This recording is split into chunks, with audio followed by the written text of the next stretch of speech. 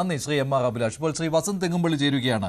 വസന്ത്, എന്തായാലും ഇതൊരു parody comedy, ഇപ്പോൾ CPM ഇതിലൊരു കോമഡി നടത്തുകയാണ് എന്നുള്ള കാര്യത്തിൽ സംശയമില്ല. അതായത് അയ്യപ്പ ഭക്തിഗാനം അതിനെ വികലമായിട്ട് ചിത്രീകരിച്ചു എന്നൊക്കെയാണ് CPMന്റെ വാദം. എങ്ങനെ പ്രതികരിക്കുന്നു?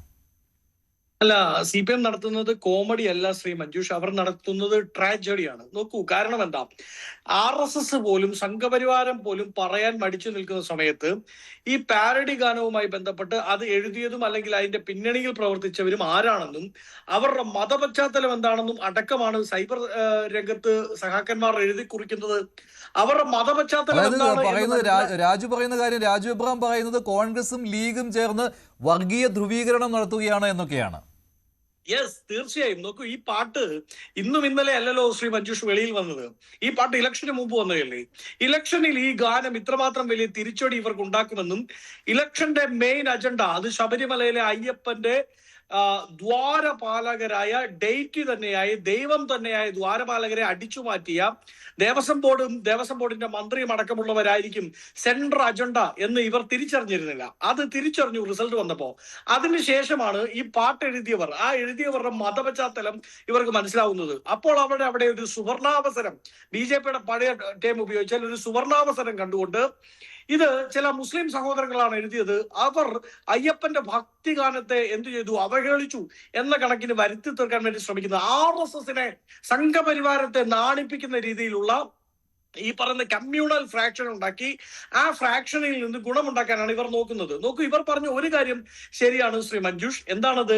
ഈ സഹാക്കന്മാർ പറയുന്നത് ഭക്തർക്ക് വലിയ വേദന ഉണ്ടാക്കി ഈ ഗാനം എന്നത് ആണ്. അവരുടെ ആ ടേക്ക് ശരിയാണ്, ഞാൻ അത് അംഗീകരിക്കുകയാണ്. ഭക്തന്മാർക്ക് ഒരുപാട് വേദന ഈ ഗാനം ഉണ്ടാക്കിയിട്ടുണ്ട്. പക്ഷെ അത് അയ്യപ്പ ഭക്തർക്കല്ല. ആ ഗാനം ബുദ്ധിമുട്ടുണ്ടാക്കിയിരിക്കുന്നത് പിണറായി ഭക്തർക്കാണ് എന്നതാണ്. ഭക്തന്മാർക്ക് വിഷമം ഉണ്ടാക്കിയെന്നത് ശരിയാണ്, പക്ഷെ അത് അയ്യപ്പ ഭക്തന്മാർക്കല്ല, പിണറായി ഭക്തന്മാർക്കാണ് എന്നുള്ളതാണ് യാഥാർത്ഥ്യം. രണ്ട്, ഞാൻ ചോദിക്കട്ടെ, ദേവസ്വം ബോർഡുമായി ബന്ധപ്പെട്ട് ശബരിമല എന്ന് പറയുന്ന സൗത്ത് ഇന്ത്യയിലെ തന്നെ, ഒരുപക്ഷെ ഇന്ത്യയിലെ തന്നെ ഏറ്റവും പ്രധാനപ്പെട്ട ഒരു ദൈവസ്ഥാനം, ഏറ്റവും പ്രധാനപ്പെട്ട ഒരു പിലിഗ്രിം സെന്റർ, ആ സെന്ററിൽ ദൈവം തന്നെയായി ഹിന്ദു വിശ്വാസികൾ കാണുന്ന അയ്യപ്പന്റെ ദ്വാരപാലകർ, ആ ദ്വാരപാലകർ കാണാനില്ല എന്നും അതൊരു വില്ലിംഗ് പർച്ചേസർക്ക് വിറ്റു എന്നും ഹൈക്കോടതി കണ്ടെത്തിയ അവസരത്തിൽ രണ്ട് മുൻ ദേവസ്വം ബോർഡ് പ്രസിഡന്റുമാർ അറസ്റ്റിൽ കിടക്കുമ്പോൾ നമ്മൾ എന്താ പാടേണ്ടത്? മറ്റേ കരിനിഴലാണേ, സൂര്യനാണേ, ചന്ദ്രനാണേ, പിണറായി സഹ നീണാവാഴുക എന്ന് പറഞ്ഞ് നമ്മൾ ഇവിടെ ഇരുന്ന് ഒപ്പന കളിക്കണം എന്നാണ് ഇവർ ഉദ്ദേശിക്കുന്നത്.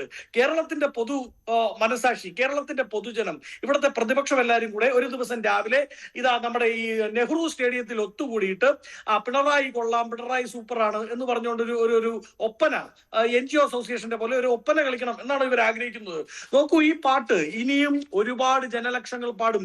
കുഞ്ഞു കുട്ടികളുടെ പോലും മനസ്സിൽ, അവരുടെ പോലും നാവിൽ ഇന്നുള്ള ഗാനം ഇതാണ്. ഞാൻ ഇനി സ്വല്പം മ്യൂസിക് ആവാലോ. ഏതായാലും ഇവർ ഈ പാട്ടാണല്ലോ ഇപ്പം ബഹിഷ്കരിക്കാൻ പോകുന്നത്. ഇത് അടുത്ത പാട്ട് പിടിച്ചോ.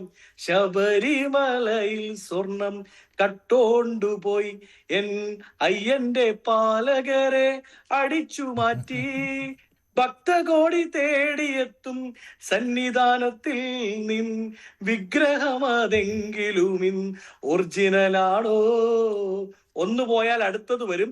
ഇതുപോലെ ഒരുപാട് പാട്ടുകൾ പാടി പാടി പാടി ഇവിടുത്തെ കുട്ടികൾ, ഇവിടുത്തെ പ്രതിപക്ഷം, ഇവിടുത്തെ സാധാരണക്കാർ, ഇവിടുത്തെ വിശ്വാസി സമൂഹം അവർ ഈ സർക്കാരിനെ താഴെ ഇറക്കുന്നോടം വരെ പാടിക്കൊണ്ട് കിടക്കും. ഞാൻ ചോദിക്കട്ടെ, കലാഭവൻ മണി ഇത് പാടിയപ്പോ പ്രശ്നമില്ലായിരുന്നോ? മലപ്പുറത്ത് CPM ഇത് ഏറ്റെടുത്തപ്പോ കുഴപ്പമില്ലായിരുന്നോ?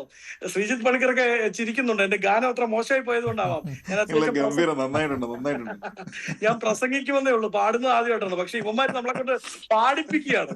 പാടാത്ത എന്നെ കൊണ്ട് പോലും പാടിപ്പിക്കുന്ന മാജിക് ആണ് പിണറായി സർക്കാരിന്റെ അഴിമതിയിൽ ഒളിച്ചിരിക്കുന്നത് എന്നാണ് യാഥാർത്ഥ്യം.